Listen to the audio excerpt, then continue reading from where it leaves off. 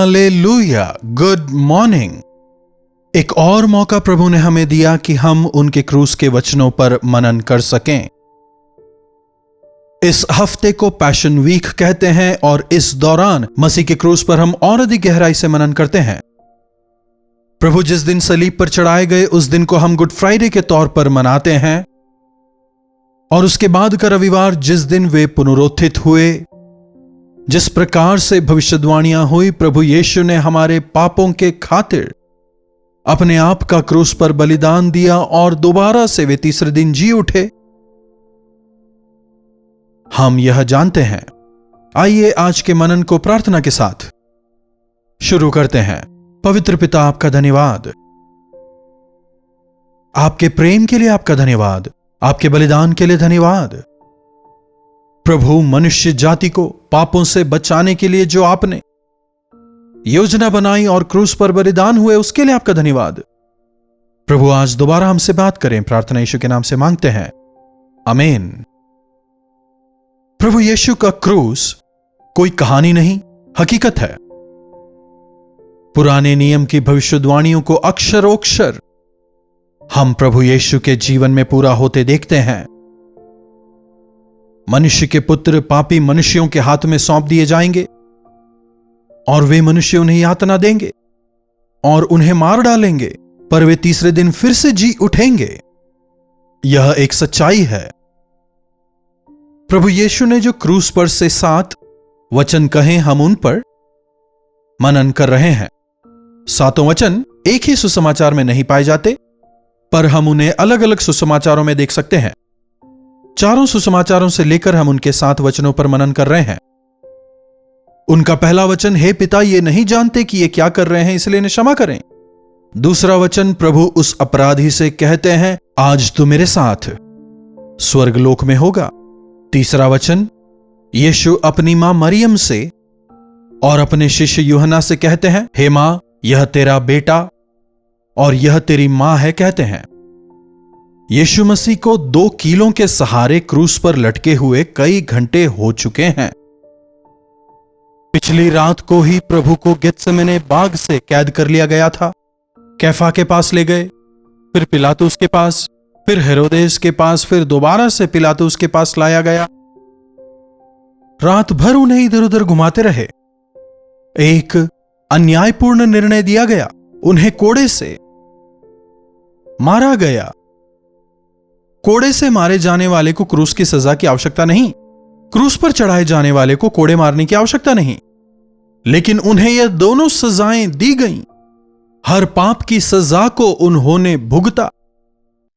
क्रूस की सजा भी मिली और जब 39 कोड़े उनके पीठ पर बरसाए गए, हल वालों ने मेरी पीठ पर हल चलाया, यह भविष्यवाणी तब पूरी हुई। उन्हें अपमानित किया, उनके सर पर कांटों का ताज रखा गया, कपड़े फाड़े गए, अर्धनग्नावस्था में क्रूस पर लटकाया। क्रूस पर कीलों के सहारे लटकते उन्होंने यह वचन कहे। सुबह करीब 9 बजे उन्हें क्रूस पर लटकाया गया और पहले 3 वचन जो उन्होंने कहे, यीशु के पहले 3 वचन करीब 12 बजे के पहले ही कहे गए थे। उसके आगे क्या हो रहा है देखिए, मत्ती रचित सुसमाचार 27वां अध्याय उसकी 45वीं आयत। दोपहर से लेकर तीसरे पहर तक उस सारे देश में अंधेरा छाया रहा। दोपहर मतलब दिन में 12 बजे के बाद का समय। तीसरे पहर तक पूरे देश में अंधकार छाया रहा। सृष्टिकर्ता के कष्ट को सृष्टि झेल नहीं पाई।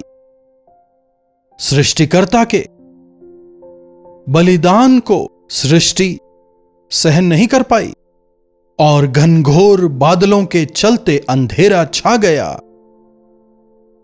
तीसरे पहर के निकट यीशु ने बड़े शब्द से पुकार कर कहा, एली एली लामा शबक्तानी, अर्थात हे मेरे परमेश्वर, तूने मुझे क्यों छोड़ दिया। सुबह 9 बजे यीशु को क्रूस पर लटकाया गया था और 3 बजे तक वे लटकते रहे। मानो हर 1 घंटे में वे एक वचन दे रहे थे, अपनी सांस को रोककर, पूरी शक्ति को इकट्ठा कर अगर किसी को क्रूस पर लटकाया गया हो, दोनों हाथों पर कील ठुकी हो और खून बह रहा हो, पूरे शरीर का भार उन दोनों हाथों पर है, ऐसे समय में बात करना असंभव है। साधारण मनुष्यों का इसे सहन कर पाना असंभव है। दर्द की वजह से लोग चिल्लाते हैं, पागलों की तरह अनाप शनाप बकते हैं, इतिहास बताता है। लेकिन यीशु उस दर्द के बीच भी अपने प्रेम का प्रदर्शन कर रहे हैं, क्षमा कर रहे हैं।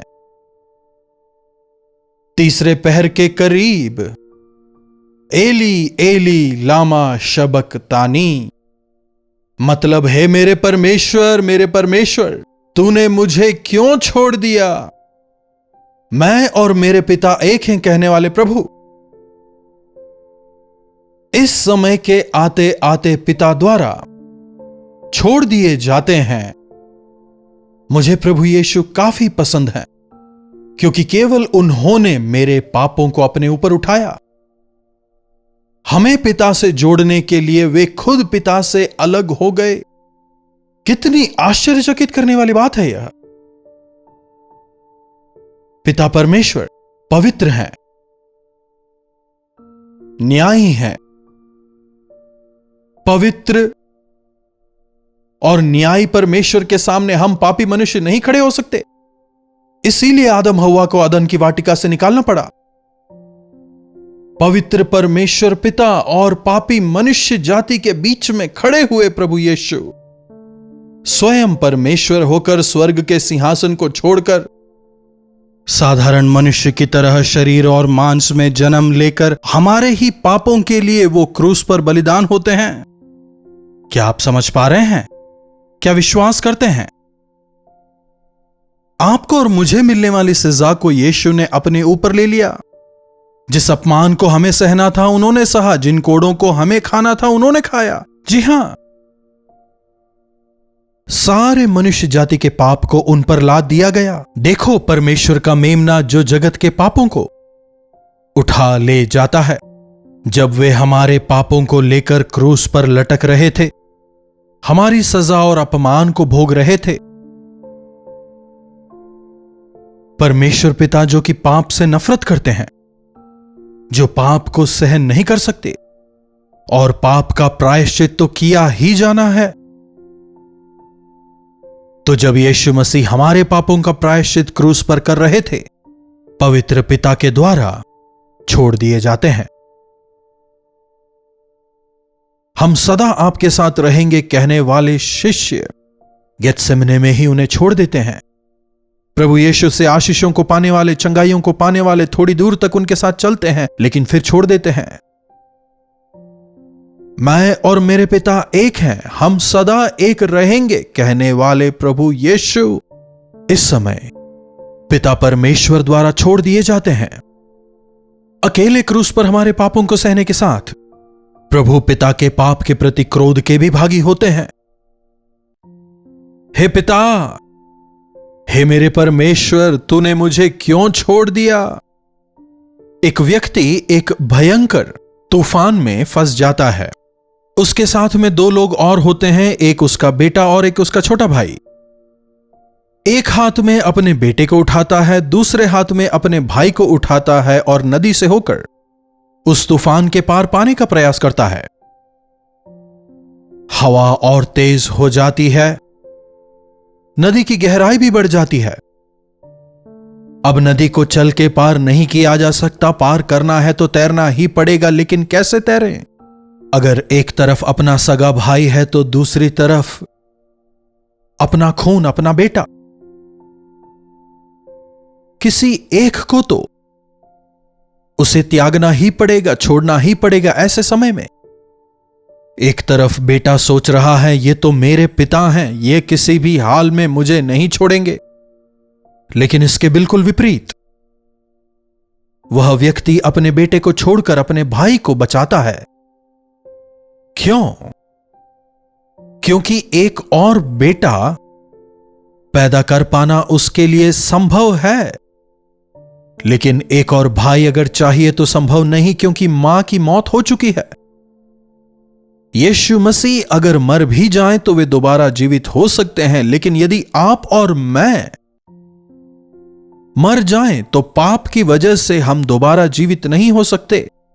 इसीलिए प्रभु यीशु ने अपनी मृत्यु को चुना ताकि आप और मैं जी सकें। हमें बचाने के लिए पिता ने पुत्र को दे दिया।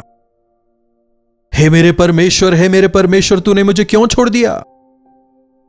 ताकि तुम्हारे इस संसार में आने का उद्देश्य पूरा हो सके।